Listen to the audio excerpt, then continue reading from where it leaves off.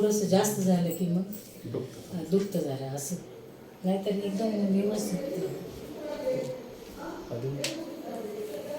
ही सवय मोडली ना कामाची आता उठता बसता येते. आता टिकूनच उठावं लागतं अजून. पण चांगलं जे हे होतं दुखणं ते कमी झालंय, म्हणजे त्रास होत नाही जास्त असा. पहिलं म्हणजे जोरात ओरडूनच बसावं लागायचं, आपटावं लागायचं. आपटावं लागायचं. उशी ठेवायची खाली, मग वरून अंग सोडून द्यायचं अंग असं. सोडून द्यायचं. आणि हात धरून मग उठावं लागायचं. तुम्हाला उठवावं लागायचं. हो, यांनी डेंजर काढलं. आता तुम्हाला एकटीला उठता येते. हा, मी एकटी उठते आता, सगळं काम करते. फक्त थोडं आरती झालं ना, आता सगळं मोडली ना. तिला वाटतं ना खूप काम करा, मग काम करा म्हणजे होत आहे, पण त्यानंतर थोडंसं जास्त. किती दिवसापासून होत नव्हतं तुम्हाला? 3-4 वर्ष झाली. काहीच करता येत नाही. काहीच नाही. हे मालिश करायची, आयुर्वेदिक हे खा ते खा, मग आयुर्वेदिक सोडली, त्याने उष्णता झाली. सगळं महाराष्ट्र हिंडून आले तुम्ही. हा, काढे नाही पार, त्र्यंबकेश्वर वगैरे काढे, उकळलेले काढे. पुण्याला पण जाऊन आलेत ना तुम्ही? पुण्याला गेले. पुण्याला बिर्ला हॉस्पिटल, बिर्ला. जहांगीर, सगळे पोलादकडे पण गेलो होतो. त्यांनी स्टेरॉइडचं पुण्याचे इंजेक्शन सगळे दिलं. मोठे मोठे हॉस्पिटल. हा, बिर्लाचे झाले. आता जहांगीर. नाही, ठीक आहे. म्हणजे आता तुम्हाला स्वतःचं काम स्वतःला करता येतं सगळं. हो. उठता बसता येतं, तेव्हा काम पण करता येतं. करायची, पण मग कसं खूप बळजबरी. हे मालिश करणार, मला उठवणार, मग मी आपलं असं खेकड्यासारखं चालत चालत किचनपर्यंत जाणार. मग कसं तरी करायचं. हे बोट पूर्ण सुजलेले. आता सांध्यांची सूज कमी झाली. हा, फार कमी झाली हो, त्याच्यामुळे मला चालते राहिले. वजन कमी झालं ना? वजन कमी झालं असं बहुतेक, असं कारण केलं तुम्ही नाही. पहिल्यापेक्षा बारीक दिसताय. बारीक दिसत. हा आपली 2 महिने ट्रीटमेंट झाली ना? हा, 2 महिने. 2 महिने झाली ट्रीटमेंट. आणि आता फक्त आयुर्वेदिक चालू आहे आपलं. हा, पण बाकी मग ते ॲलर्जीचं घेते मी. नाही, ते अलर्जीचं तुमचं ते चालू आहे. पण बाकी- वेदनाशामक तुम्हाला 1 महिन्यात फक्त 2 गोळ्या लागल्या. हा, 2. मी ते कार्यक्रमामुळे त्या पण घेतल्या, घरी दुखल्यावर घेतलंच नाही. पण दुखणं म्हणजे कमीच दुखतंय ना? कमीच दुखतंय. बळच सहन नाही करत नाही. तुम्ही. त्यावेळेला बरंच म्हणजे थोडंसं त्यावेळेस काढलं कसं सुरुवात. असं पण कथा आता नाही. वगैरे आता चालू जास्त होत्या ना, शिवपुराण कथा वगैरे, असं दुसरीकडे जावं लागायचं. मग त्याचं इतकं कठीण का बसायलाच नाही यायचं. पण मग अशा वेळेस मी ती 1-2 वेळा घेतली असं. हा, आता बसता पण येतं व्यवस्थित. हा, बसता आपटत येतं. नाही ना? नाही, जास्त आपटणे वगैरे नाही. हात टेकावं लागतात, पण ज्या वेदना होत्या त्या ते काहीच राहिलं काहीच नाही. राहिलं हा, थोडंसं होतं क्वचित. आता तुम्ही म्हणता ते हे वाढलेले ना युरिकॉस, त्याच्यामुळे ESR वाढलेलं आहे. त्याच्यामुळे थोडंसं होत असं. आता विश्वास आला ना जवळ आपल्या दवाखान्यात. त्यांना म्हणून ना लोक लांबच्या देवाला जाते. पण अगस्ती महाराज इथंच आहे, तर तुम्ही येत नाही, आहे का नाही? म्हणजे असं महत्व आपल्या जवळच्याच देवाला असतं. मला पण ते- सुरुवातीला थोडंसं प्रश्न पडला होता की हे पेशंट एवढं लांब लांब सगळं करून आलं. पण मग आम्हाला कसं वाटलं का तुम्ही जर अगोदर माहीत असते, आता तुम्ही कसं एका कोपऱ्याला आले इकडं, आणि असं याला विचार, त्याला विचार, त्याला विचार, तर ते असे डॉक्टर सांगायचे. संगमनेरमध्ये खूप आम्ही संगमनेरमध्ये आणि माझं नाव कोणी सांगितलं तुम्हाला? यांचे वकील मंडळी गणपती वकील आणि श्रीरामाणी आपलं तात्या गुंजाळ. हा हा हा. ते गुंजाळ. परवाकडे ते म्हटले मला माझ्या मिसेसला घेऊन बरं. गुंजाळ वकिलांना, ते म्हटले मी आता जाईल त्यांच्याकडे. ते म्हटले यांना पित्त म्हणलं, वगैरे चला. तुम्ही अकोल्यात वकिली करता काही संगम. मी अकोल्यात असतो, हा. पण माझी कामं जी आहेत मग राजूर, अकोला, संगमनेर, सिन्नर, जुन्नर. राजूरला कोर्ट आहे का? हा, राजूर राजूरला आता नवीन कोर्ट चालू झालं. आहे. त्यामुळे थोडीशी धावपळ असते. हे मला अगोदर माहित असतं तर आम्ही एवढं गेलोच नसतं कुठे.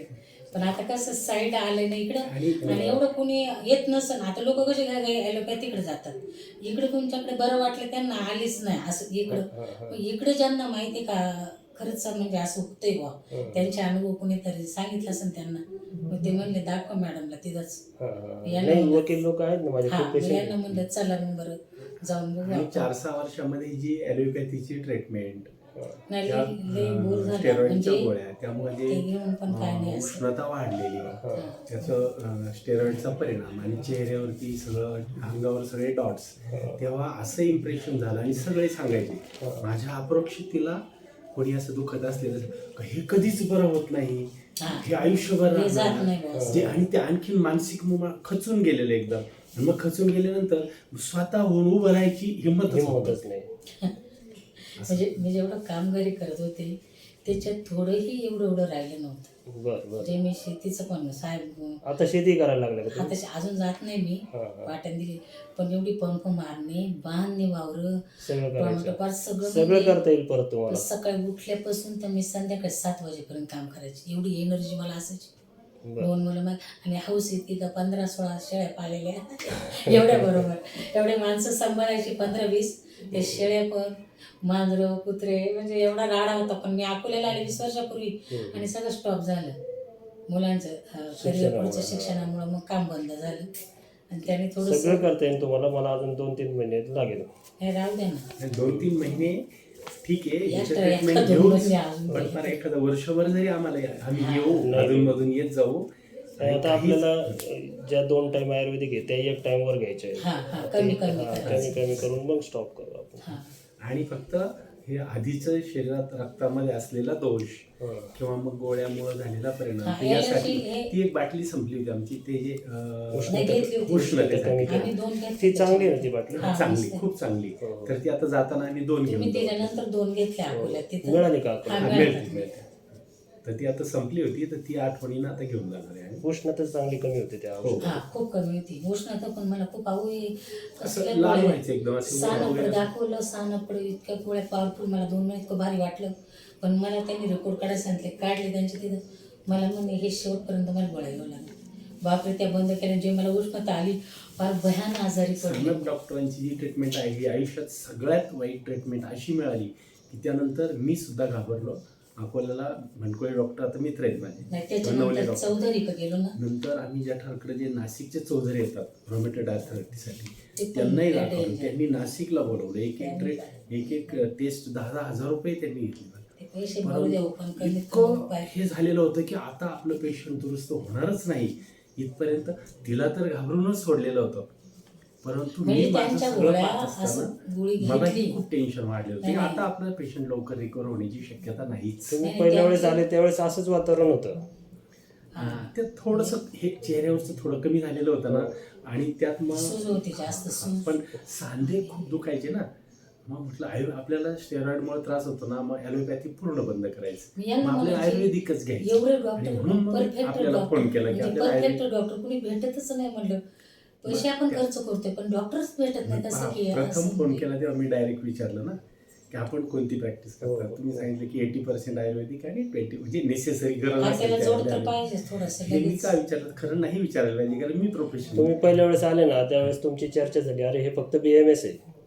नाही असं असं असं यांचं बरं का. नाही डिग्रीवरून नाही. म्हणजे मी ऐकलं ते की डॉक्टर तर फक्त BMS आहे. बस, हा.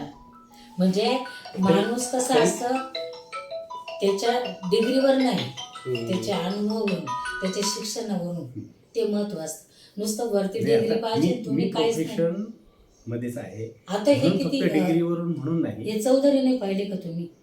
पर ही इतकी आहे लेवलची त्याच्यामधली 10-15 हजाराची त्यांनी माझ्या टेस्ट केल्या आणि त्यांची एकच गोळी गेली तर मला चक्कर आली.